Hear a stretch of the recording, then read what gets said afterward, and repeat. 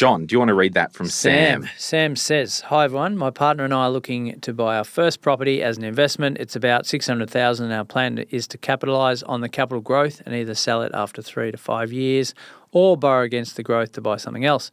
We're trying to decide whether to do P&I loan or interest only, P&I being principal and interest, and would love some advice on what's the best option for our situation.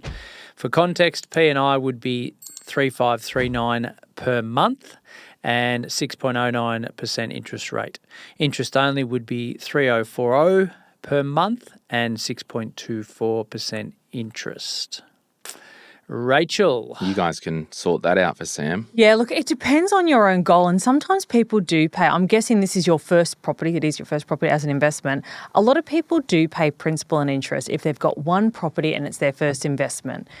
However, if your goal is to build a portfolio, I think the most effective way to do it is to set that up as interest-only repayments, set up an offset account underneath that property, and plough as much money as you can into that. And the reason for that is you can have the ability to take that money out and use it again. Where you can't, once you've paid it off that investment property, you can no longer, let's say you're buying a property for, I don't know, 600,000, you're going to borrow 500,000. If you pay that 500,000 down to 400,000 over the next few years, which would be awesome, you can only ever have $400,000 tax deductible against that property moving forward. But if you put that $100,000 into an offset account, you'd only be paying interest on the $400,000 while that money is in offset, but you have the flexibility to take that 100 out and put it somewhere else. And that might be, you might be buying your own home down the track and you can take that 100 out and put it into your own home down the track. So I'm not saying everyone should only pay interest only. I'm just saying there is benefit to doing that if you are disciplined enough to put it in an offset account. John. Pretty good summary, sister. Look, Sam, great position to be in. Partner and I just getting into first investment. Awesome. 3 to 5 years, we go and buy something else. I'm surmising that something else is going to be another investment. Yep. If it's our own home, different conversation. But if it's another investment, either way, I think I'm with you. Interest only, where we're saving.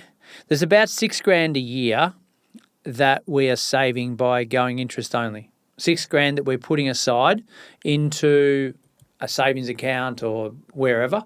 Over 5 years, that's $30,000, if my math serves me correctly. $30,000 as a deposit on a next property. If our servicing's strong, 10% is $300,000. Potentially an extra $300,000 that we could buy using our $30,000 of cash that we've saved on this property. Yeah. Yeah. Or if you're in a rent vesting situation, you're planning on buying maybe 2 or 3 investments and then buying your owner occ, you may get the capital growth in this property to be able to fund the next one completely, and you can leave that money in offset the whole time until you get that owner occupied down the track, if equity and servicing serve you enough. Yeah. I think generally speaking, rule of thumb for me personally has always been P&I on owner home, interest only on investment. I know we've rebutted back and forth over the journey, Glenn, but that's our thoughts. Can I give you just one example of where I've recently where I said to somebody to not pay interest only on an investment property? So it was a client that came through and they were putting a 10% deposit down. So it was a 90% LVR and the interest only rate would have been 7%.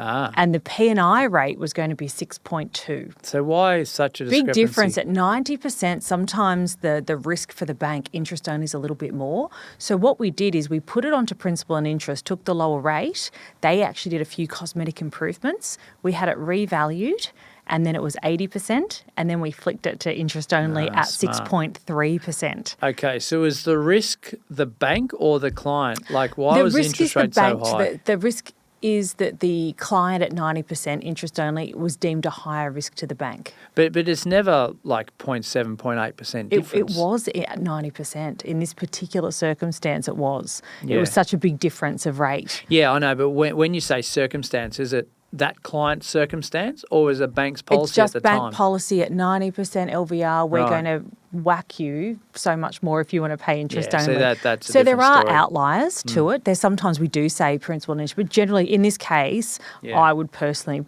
lean towards interest only. Yeah, like if we're talking $50 a month difference here, no brainer, go P&I. But 600K investment property that Sam's looking to buy.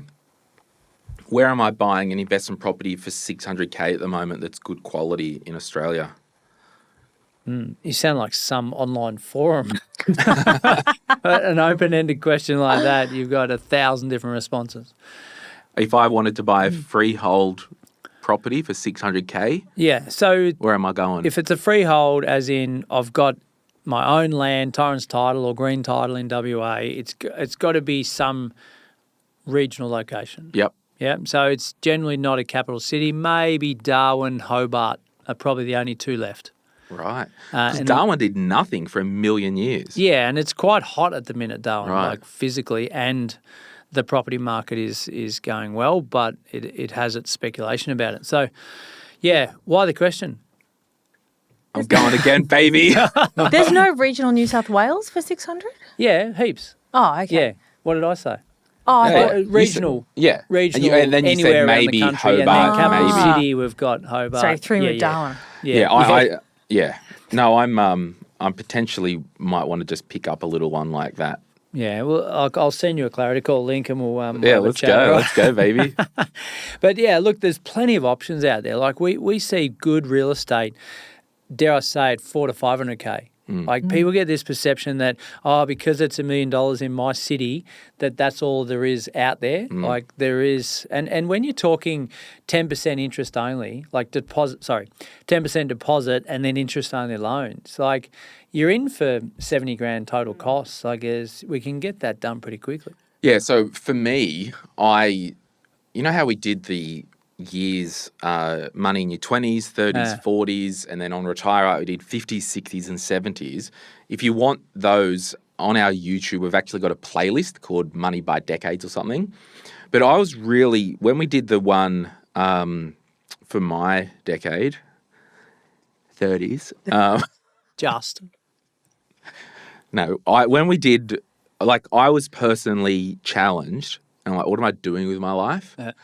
And because I guess I did have financial goals like building a studio and all that, and that's done now. So I'm thinking, what can I do for the years to come? And I do want to buy a property at some stage in or around Newcastle. And it might not be for 5 or 6 years. So what I'm thinking is, well, I need to turn everything up again, potentially go again, because when I do buy a PPOR, I'll be selling some type of assets to put into it. Through fear of turning this into a clarity call, why wouldn't you buy something in Newcastle now? And just put a tenant in there. Yeah. I haven't even thought about that. Giddy Yeah. up, baby. The but clock is ticking. Yeah, it is very much ticking. Yeah, and well, I was especially in like, I was places even like thinking, Newcastle. yeah, because I've got the little pockets where I want to live. Maybe I should have a clarity call with you. Let's do I'll it. pay you. We'll do it live. I'll Can we pay do you. it No, live I don't want your Oh, money. Yeah, maybe. I just don't want everyone to know my personal financial situation. Okay. But I will say, in line with me using one car and not buying a new car, and over the last year of, I guess, being on the ADHD medication and being more aware of my proclivities to spend every living cent, I'm now a bit more measured and considered, and I'm not spending every living cent. Little things like, for the office here, the old Glen would have just went and bought a $4,000 Giotto coffee machine. You know, like the one at Maddie's office. Yeah, they're good. But I'm like, you know what? I don't need to spend that.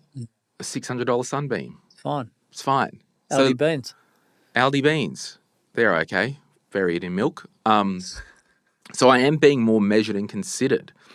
So I'm actually moving, because you made that comment before about the P&I on it. I'm actually moving all my loans to IO at the moment.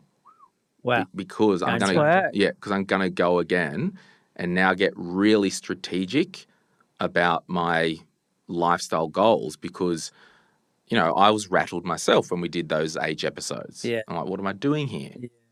Got to stop flapping about. But relatively, I earn a good living and all that stuff. But relatively for me, I need to get more strategic. So that's why now that extra P&I that I was paying into those mortgages, I'm going to divert potentially into another property or something like that. Hey, it's Glenn here. Thank you so much for watching today's video. You made it to the end. Can I ask a favor? Can you hit that like button and maybe hit subscribe if you want to get notified when we release further videos just like this one, whether you watch the Money, Money, Money podcast or Retire Right. And remember, if you want to learn more about investing, I've got an investing book, The Quick Start Guide to Investing, and there's a link in the description to get your hands on a copy. Thank you so much. Bye.